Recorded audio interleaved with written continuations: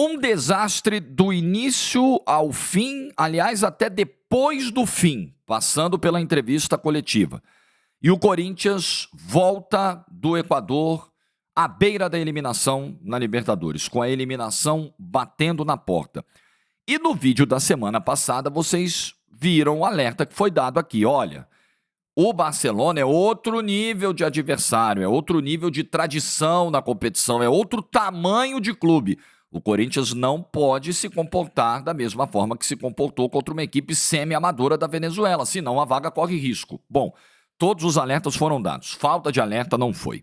Like no vídeo, se inscreve, ativa o sininho, vem com a gente rumo a 330 mil inscritos por aqui. É possível que role um segundo vídeo hoje sobre a convocação. É possível a convocação do Dorival agora pela manhã. Mas o assunto do almoço é a derrota do Corinthians. E não dá para o Corinthians jogar 3 partidas de pré-Libertadores e se sair mal nas 3. Porque, vamos lá, a abordagem do primeiro jogo na Venezuela foi equivocada, como já dissemos. O Corinthians achou que ganharia de qualquer jeito e futebol de hoje em dia não é assim. O jogo da volta foi um jogo onde o Corinthians teve muito mais dificuldades do que se imaginava. Foi um jogo em que a Universidade Central da Venezuela, em vários momentos, jogou de igual para igual com o Corinthians, equilibrou o jogo e teve chance para ganhar o jogo no tempo normal. Então não foi um bom jogo do Corinthians, combinado, claro, aliado a um belo jogo de um time com muito menos material, muito menos recursos que o Corinthians. Fez uma partida muito digna, a Universidade Central da Venezuela, dentro de Itaquera. Dentro daquilo que é possível fazer, né? Com as armas que eles têm. Até fazendo uma cerinha aqui, outra ali, mas não foi um time que veio para dar pancada, não veio quebrar ninguém. Veio fazer o joguinho dele. E o Corinthians não conseguiu fazer o dele. E ontem, a pior das 3 atuações. Então veja, os sinais estão gritando. 3 jogos de Libertadores no ano. O Corinthians mal nos 3. E piorando. Ontem não foi apenas mal. Ontem foi péssimo. A começar pela estratégia do técnico Ramon Dias. Na formação com 3 zagueiros. Ontem eu estava no último lance, na TNT. Coisa de 40, 45 minutos antes do jogo começar. E aí a gente estava discutindo justamente essa estratégia do Corinthians de colocar 3 zagueiros pela primeira vez no ano. Quando o Otávio Neto me pergunta, e aí, Jorge, o que você acha? Eu falo, o Ramon já jogou no ano passado, eventualmente, pontualmente, nesse sistema, mas a gente precisa ver se houve tempo suficiente para o Corinthians treinar novamente esse sistema para o jogo de hoje. Falei isso ontem, minutos antes. Esse time está treinado, esse time está preparado. Porque se é algo de última hora no improviso, por mais que exista ali a tal memória tática, por mais que os jogadores sejam versáteis e consigam jogar em diferentes desenhos, com linha de 3, com linha de 5, com 4-4-2, mas você precisa ter o mínimo de treinamento dessa mecânica.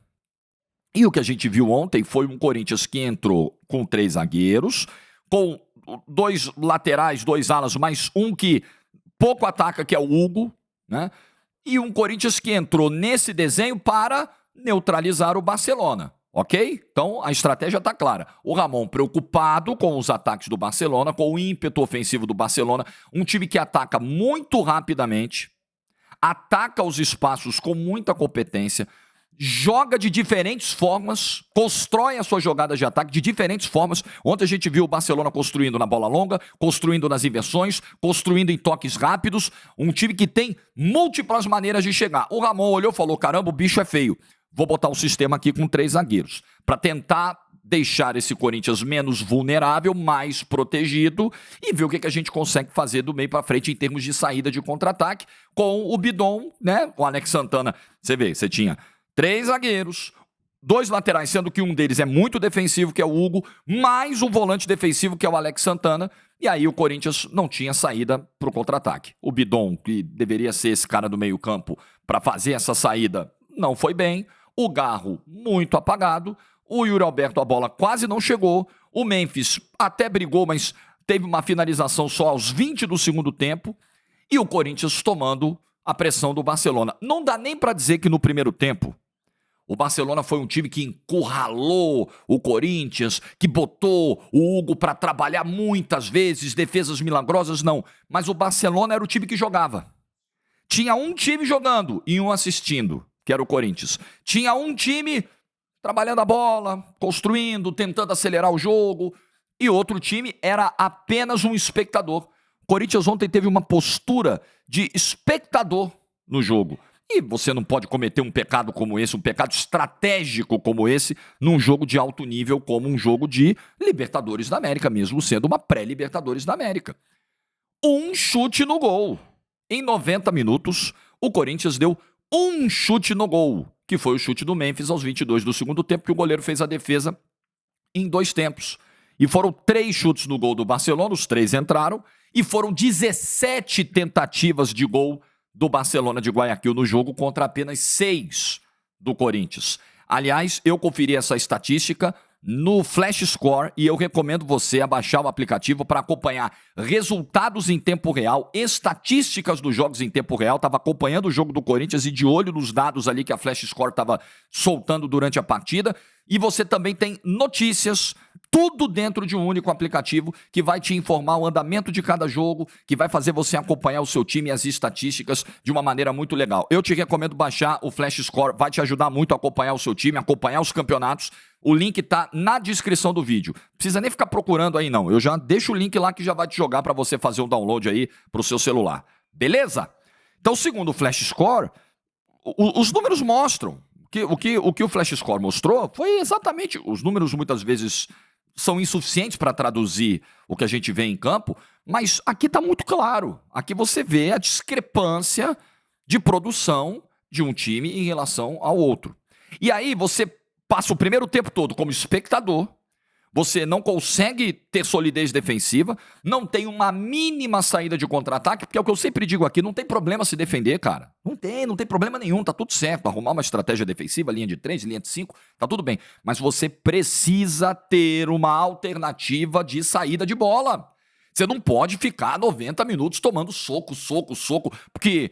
Enfim, o Liverpool ontem aconteceu isso contra o Paris Saint-Germain, mas ele tinha o Alisson, que fez 9 defesas milagrosas, assim. Isso não acontece todo jogo. Se você ficar tomando porrada, soco toda hora, vai entrar um no queixo, você vai a nocaute, amigo.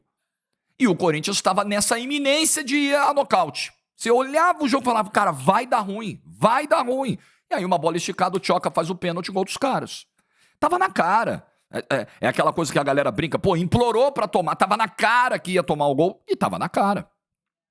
Aí o que o Ramon faz no segundo tempo? Ele muda o sistema. Então ele sai do 3-5-2 para um 4-4-2, ele tira um dos zagueiros, o Félix Torres, põe o André Ramalho, ele põe o Carrilho, então o time passa a ter o losango, né, o tradicional losango mais uma vez, e até dá pra dizer que em algum momento do início do segundo tempo, o Corinthians consegue minimamente equilibrar um pouco o jogo, tentar entrar no jogo, ficar um pouco mais com a bola. O Corinthians teve um pouco mais de posse de bola nos primeiros minutos depois da modificação feita no intervalo. Só que não chegava na área. Como a gente já disse aqui, a primeira finalização no gol do Corinthians, e única, foi do Memphis aos 20 do segundo tempo. 65 minutos de jogo pro Corinthians finalmente entrar na área dos caras e finalizar uma bola. Não dá. Aí o Corinthians toma o segundo gol, que é anulado, né? Que seria o gol contra do Gustavo Henrique, né? Aos 22 minutos. Aí o jogo para, aquela coisa toda, ufa, respirou. Gol anulado, segue 1-0 pros caras. Aí você fala, pô, beleza. Então o Corinthians agora vai voltar pro jogo. Não. O Corinthians piora. Aquele pedacinho inicial do segundo tempo de um lampejo, assim, de uma pequena esperança pro torcedor do Corinthians, foi embora logo depois desse gol contra anulado do Gustavo Henrique. O time de novo passou a dar muitos espaços, o time de novo passou a ser nulo ofensivamente e os caras chegando na toqueira. O segundo gol, o gol que realmente valeu o segundo dos caras, é na toqueirinha, uma troca de passes maravilhosa, começa por dentro, vai na esquerda, vem parar na direita, jogada de linha de fundo, cruzamento, coisa linda de gol, de um bom time. É um bom time. A Universidade Central da Venezuela, não dá pra dizer que é um bom time. né? A Universidade Central da Venezuela é uma equipe semi-amadora de um país hoje em frangalhos no continente, de um futebol que não tem tradição, que não tem um título sequer de Libertadores, que nunca sequer pisou numa Copa do Mundo. Usar o termo bom time é difícil. O Barcelona não. Barcelona tem bons jogadores. Barcelona é uma equipe tradicional. Barcelona é um gigante do futebol do Equador. Não dá nem para comparar com o adversário da primeira fase. É outra parada, é outro papo.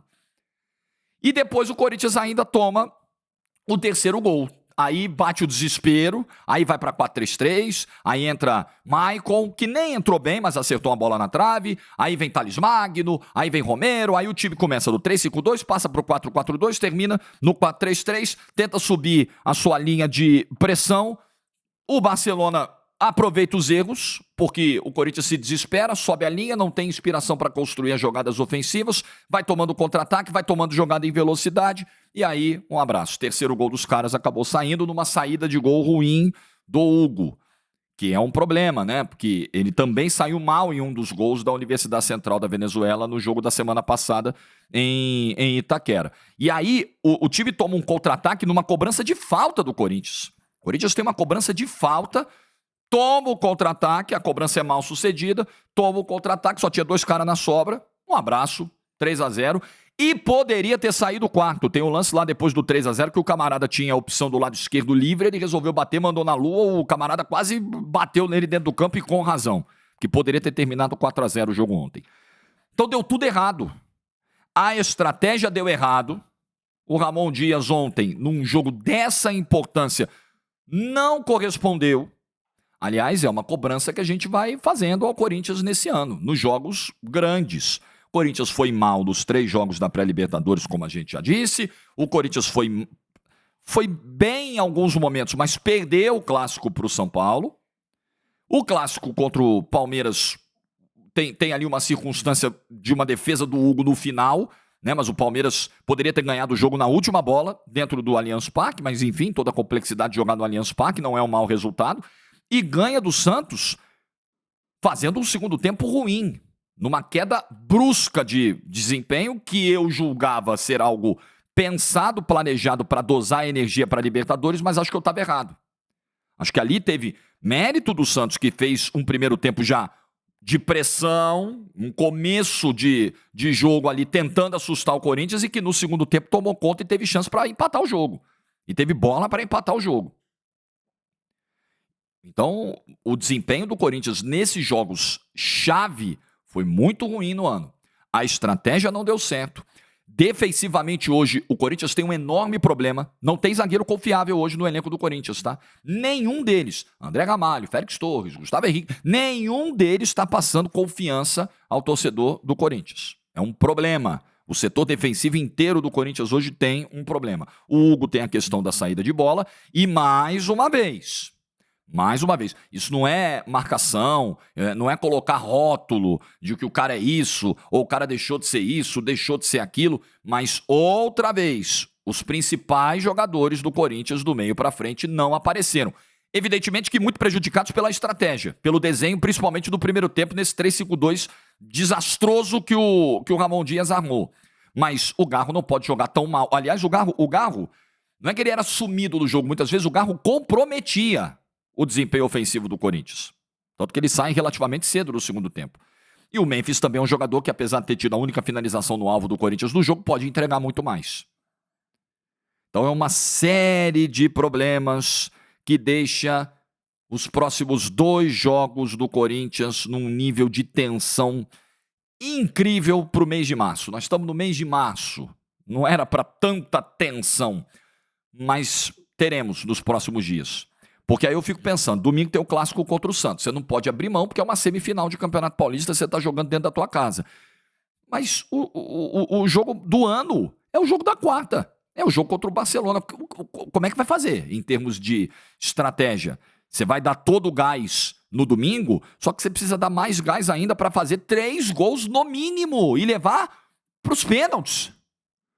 Porque no tempo normal o Corinthians só fica com a vaga se ele meter 4 no Barcelona de Guayaquil. Convenhamos, é muito difícil. O Corinthians vai ter que ser agressivo, o nível de agressividade que não teve ontem, A postura ofensiva que não teve ontem, mas diante de um time que contra-ataca muito bem, que tem saídas muito velozes pelos lados do campo, que tem jogadores que aceleram e atacam muito bem os espaços. O panorama para quarta-feira, eu acho que domingo é muito importante também, é um clássico, é um rival dentro de casa, mas assim, na boa, amigo, é quarta-feira. Quarta-feira é o drama, quarta-feira é o jogo da máxima pressão em cima desse elenco que terminou o ano muito bem, ofereceu um fim de campeonato brasileiro fantástico ao torcedor do Corinthians e até por isso, pela qualidade que tem, deveria ter feito muito mais nessa pré-Libertadores. O Corinthians brincou com fogo a pré-Libertadores inteira e tá se queimando. E aí eu digo que foi um desastre também no pós-jogo, porque eu acompanhei a coletiva do Ramon Dias e eu peguei o trecho onde ele vem falar da ferida do rebaixamento e tentar, sabe, vender o peixe dele num momento totalmente inoportuno, totalmente inapropriado para isso. Não era a hora do Ramon Dias dar a declaração de ontem, que ele chegou e falou assim, eu entendo que não jogamos bem, mas olha, não se esqueçam que essa era uma equipe que estava lá embaixo. Os torcedores choravam pedindo, por favor, para salvar do rebaixamento. E nós classificamos para a Libertadores. Para com esse tipo de declaração. Tem treinador que não aprende, cara. Não é o momento. Outra coisa, assim, você tirou o time da zona de rebaixamento, você fez a sua obrigação. Você foi contratado para isso. E por ter atingido a meta e até superado essa meta em 2024, porque você pega o time brigando para não cair e põe na Libertadores, você superou a meta, sem dúvida, superou expectativas. Fantástico. Mas começou um outro ano, começou uma outra temporada e os resultados de 2024 você não vai carregar para 2025. As 9 vitórias na reta final do Campeonato Brasileiro de nada vão servir para fazer 3 gols do Barcelona de Guayaquil quarta-feira que vem. Tem nada a ver uma coisa com a outra. Então, houve méritos lá atrás, houve um trabalho de recuperação, houve uma janela, isso é importante registrar, muito bem feita pelo Corinthians. O Corinthians trouxe jogadores que chegaram, viraram titulares e mudaram o patamar do time. Então, o Ramon Dias também, não estou tirando o mérito do trabalho, de jeito nenhum dele e do Emiliano. Mas ele pegou um vento a favor, né? Ele pegou um vento a favor. O time foi transformado pela janela, pelas contratações. Chegou André Gamalho, chegou Hugo Souza, chegou Memphis, chegou um monte de gente. Só que, enfim, independentemente dos motivos, foi fantástico o fim de 2024. Amigo, não se escora nisso, não usa isso de muleta. E olha que ele ontem fez uma leitura honesta do que foi o jogo de ontem. Nós fomos superados em todos os aspectos pelo Barcelona. Os caras engoliram nós, os caras foram muito melhores. Perfeito. Agora, esse papinho, esse discursinho de meio que, eu não sei se é tirar da reta, mas ficar se protegendo, não é hora disso, cara. Não é hora disso. Não é hora de ficar se protegendo, se escorando no trabalho de 2024. É hora de encontrar respostas. Por que o Corinthians não vem performando nos grandes jogos? Por que defensivamente hoje o time é tão vulnerável? Por que uma estratégia, eu não digo covarde, mas uma estratégia tão mal sucedida foi adotada no jogo de ontem? Por que o Corinthians não encontrou melhores soluções para lidar com um ataque veloz e com um time intenso que faria pressão no primeiro jogo dentro da sua casa, como o Barcelona de Guayaquil fez? É nisso aqui que tem que residir a preocupação e é para essa direção que tem que seguir a fala do Ramon Dias. Agora, não, torcedor tava aí chorando. Então, tipo assim, né? Vocês têm que dar graças a Deus, porque vocês eram para estar na Série B. Eu posso interpretar dessa forma, não? Torcedor do Corinthians pode interpretar dessa forma. Não, tem problema nenhum ser eliminado da pré-Libertadores, vocês estão no lucro. Eu cheguei aqui, vocês estavam indo pra Série B. Para com esse papinho, cara. Declaração antipática, declaração inapropriada, num momento totalmente inoportuno e que, no fundo, pode não ser essa a preocupação central, mas pode ser um efeito colateral. Tira um pouco o seu da reta. Não, peraí, o meu eu fiz quando eu cheguei aqui. Agora, é mais difícil e tal. Para. Declaração péssima, desastrosa do Ramon Dias ontem, que só vai aumentar a antipatia de quem já não gosta do trabalho dele no Corinthians, principalmente nesse 2025. Ficou muito difícil, hein? Muito difícil. Domingo eu vou estar lá em Itaquera, vou narrar Corinthians e Santos pela Max, a semifinal do Campeonato Paulista, e eu estou muito curioso para ver a abordagem do Corinthians nesse jogo. Já na escalação, né? Em termos de peças que vão ser utilizadas e principalmente na postura, no comportamento, na entrega física do time. São 2 decisões. A de domingo é bem importante. A de quarta, então, nem se fala. E o Ramon Dias tem um belo de um abacaxi para descascar, porque o Corinthians está à beira da eliminação na pré-Libertadores. Eu digo para você que acho que as chances são bem pequenas para quarta-feira que vem, infelizmente. O que você pensa? Deixa nos comentários, like do vídeo se você ficou até o final. Ótima quinta para todo mundo, juízo e tchau!